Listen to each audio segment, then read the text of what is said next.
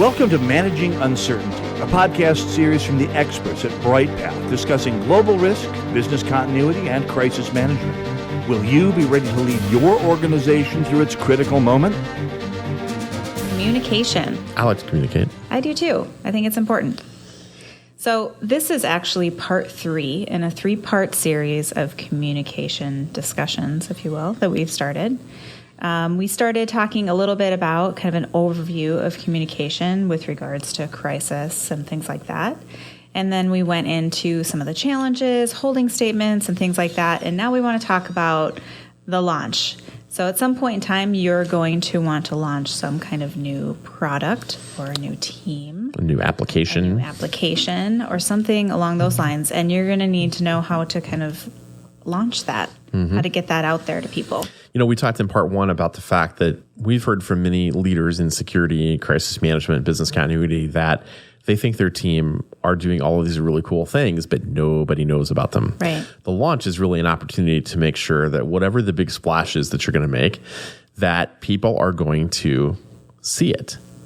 And you're going to get this one chance to kind of message this thing the way that you really want it to be. This is your opportunity to do that. Right. And to really think about in advance of that launch, what are the different ways that you can get that message out? Well, much like anything else, how do you want that to be perceived? How do you want to get it out? How do you want people to know about it? That type of thing. So in the absence of doing that, like you said, people don't know that you have these great things going on unless you're properly communicating them. So in this podcast episode, I guess we want to talk a little bit about kind of planning that launch and then socializing it and then the launch itself. So I think first you have to start with realizing that you have a launch. Yeah. Right? And I think that often leaders look at all the different things their team is doing and you see this new initiative coming and you're like, it's not going to really be that big of a deal. So why build up a big campaign about it? But then you also have things that are so huge that it becomes obvious that you want to communicate that. I think realizing that really any change that you're driving can be a launch to a certain extent. And how do you really take advantage of that? But I think it really starts with understanding you've got something new that you're bringing into the environment, the new strategy, the new team, the new command center or whatever, or something boring, new access control software. Yeah. Yeah, and no matter what, in all of those cases, it's going to affect people, right? So right. Whether it's affecting your internal team or your external teams, it's going to have an effect somehow on people. And usually we're creatures of habit and we don't like change. So this can soften that messaging a little bit. So once you've decided that you understand that you're going to have the launch, I think what we really want you to do before you do anything else is sit down. Like we're doing now. Like we're doing right now. And plan. Before you send a single message, plan. Blank piece of paper. Think like we talked about in the first episode of this series. It's an editorial calendar. But you're outlining what it is that you want to message. And what are the different vehicles available to you in order to drive that message. And I think we've talked before that there are some commonly used things are digital content. You might have display screens or a corporate intranet where you can post things. There's posters, there's articles, newsletters, maybe you have internal blogs. Maybe there's email newsletters and announcements that you can take advantage of. I think I mentioned posters. You can also you can think about posters in a different way. You can do stickers on columns. You can do badge buddies that go on an access control badge. And then you can start thinking about swag. Yep. Swag. If it's a big campaign, wow, swag can just be, pretty awesome sauce. Yeah, people love that. I think also bringing in speakers that are experts in certain areas can definitely help with a launch or get that communication across. It gets people excited, kind of like the swag. We've seen everything from very minor things to a full-blown concert to launch or announce something. That's right. Which can be kind of neat too, but it doesn't always have to be that extensive. I think an important part of just thinking about this in the planning phase is you want to start this far enough out where you've got some time to kind of build some buzz about what's going on.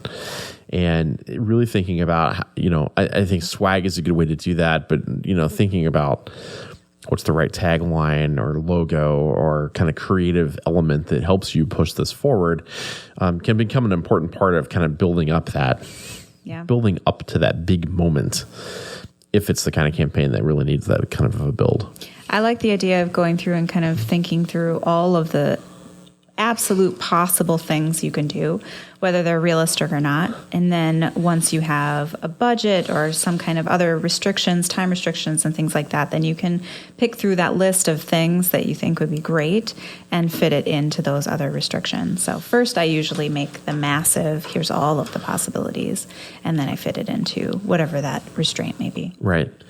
I think another avenue to consider, I think we talked about this in episode 1, but you might have an internal Twitter or Slack or, some variation of that. Yammer is a commonly used internal chat capability, but there might be something out there that should also be a part of your campaign.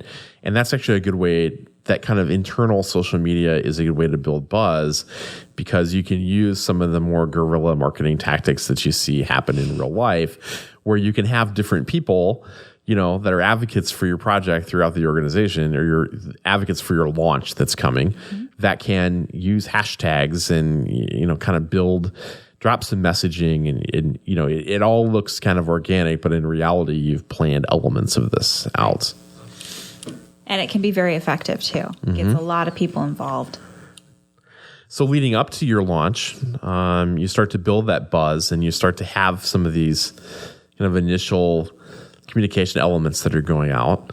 You brought up some events, concerts. Now that's kind of a big splash. It is. I mean, that's obviously extreme. But you can do things. You can come up with some events. Maybe you do an open house around the project, or you do a Q&A, or some of this comes down to what is the project that you're really launching. But it's interesting sometimes to have, hey, you're launching this new application, this new product within your company, then gosh, everybody else wants to know how this thing got built and what were the elements of it and what did you learn. So have that lunch and learn, do the brown bag lunch, whatever the right term is at your company. Teach out. Your teach out. Teach outs were a thing. Yeah. I think also it's a good time to take partnerships. We've talked about that a lot, is to partner with other areas of the company. So that may be everything from, you may need communications folks to take a look at your content to approve your content, depending on your organization, what that looks like. But also you may want counsel to look at it. There may be some other partnerships you want to take into consideration as you're putting together your content. If what you're launching is some type of center or facility, there's really obvious things you can do around, having a grand opening event, doing an open house, inviting people in for tours. You can do a cookout. Food. I was involved in opening an operations center in India. That was one of the projects in my responsibility when I was working for a company. And the grand opening was a big deal, not just because culturally it was very important to the team in India that this be perceived as a big deal, because we were entrusting them with this capability that they hadn't had. But the project was championed by the president for that entity, so this was personally important to him. And this whole idea of dedication and a ceremony and a ribbon cutting is just very important. And so playing that event up, that grand opening event and ribbon cutting in the hallway and the unveiling of a plaque that was on the wall about the dedication. Culturally, those were huge deals in India that were very important to the team and to the leaders there, and were a really important part of our planning. I think that's actually important part of the discussion too, is understanding what the culture is at not just the organization, but maybe it's the internal culture for different organizations. So you might have a big company, but within that company, this team over here works a certain way and this team over here works a certain way. So just kind of understanding that may play a role in how this is launched as well. An InfoSec team is going to definitely work differently than a marketing design team. Totally. Culturally, it's going to be very different, right. I think. I would also say that, when you're thinking about these events, these launches, and your organization is based in more than one country, don't forget to think about the different methods in which you need to communicate. If you're doing launch events, how do you schedule them so that your teams can participate, or at a minimum, they're recorded so that they're able to watch them. it's really easy to have your global teams feel left out of an important moment in your organization's history because they're not there. Right. And the same applies for other teams in the same country too, but I think it's particularly difficult for folks that are based elsewhere. I agree. Or even, hourly employees that may not be able to step away to go to some of the events. I want to think about how you can bring them into the excitement as well. So that's sort of the content and the vehicles, socializing the event. So I think that it's a good idea to have some sort of ahead of time as you're planning through this as to, things like teasers of something coming, something big is coming, can really help to drive that participation when the event is actually launched. So that socializing it, not just with other employees and people in your organization and leadership, but kind of getting that out there with emails or calendar invites. Even the teaser posters can be helpful. We talked a little bit about the need to socialize some aspects of this, and I think socializing the communications plan is pretty difficult because there's a lot of, depending on how your company works, there's probably a lot of folks that have to be involved in that conversation. If you have a communications team, then certainly they should be a part of this and might even are likely to have some great ideas that you didn't think about in terms of the communications plan overall. But certainly you also want to involve leaders who are going to want to be involved in some aspects of this, and how can you best leverage them, whether that's a pull quote that goes into some of your material, a post from them or a blog post from them on your internal kind of social media or websites.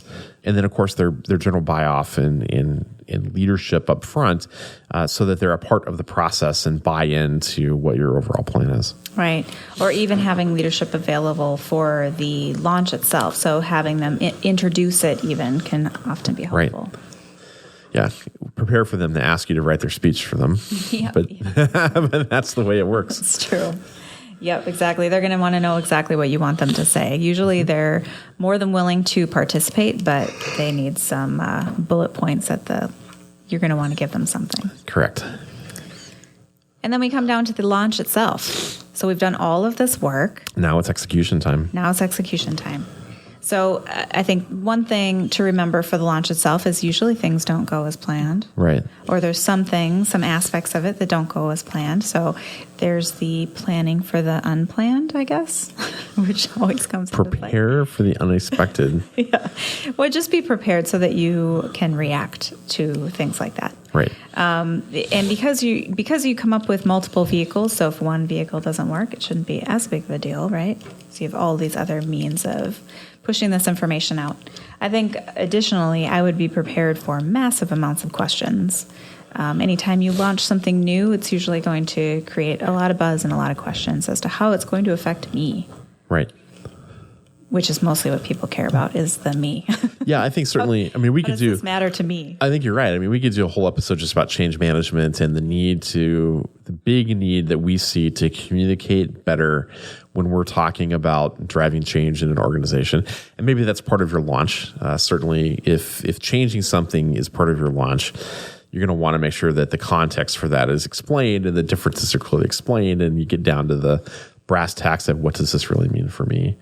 But as you think about that final launch event or communication, really making sure that you're communicating the context as to why and what is happening, and think about this from the perspective of your most junior employee who has the least amount of strategic context of what's going on in most cases because they're newer or not as experienced. But I think really explaining that and making sure that your messaging is clear enough that people from the most senior to the most junior can really understand what you're putting in front of them for your launch. Yeah. Especially if it's a big change. Especially for a big change. So those were some thoughts we had on how to effectively kind of wrap up your communications plan going into the big launch. We hope that your launches are successful. Thanks for listening to this episode of Managing Uncertainty, produced by the experts at Bryghtpath. To receive notifications of new episodes, join our newsletter at bryghtpath.com or subscribe through your favorite podcast player, such as iTunes or Google Play. Learn more about the services and trusted advice from Bryghtpath by visiting bryghtpath.com. That's BRYGHTPATH.com.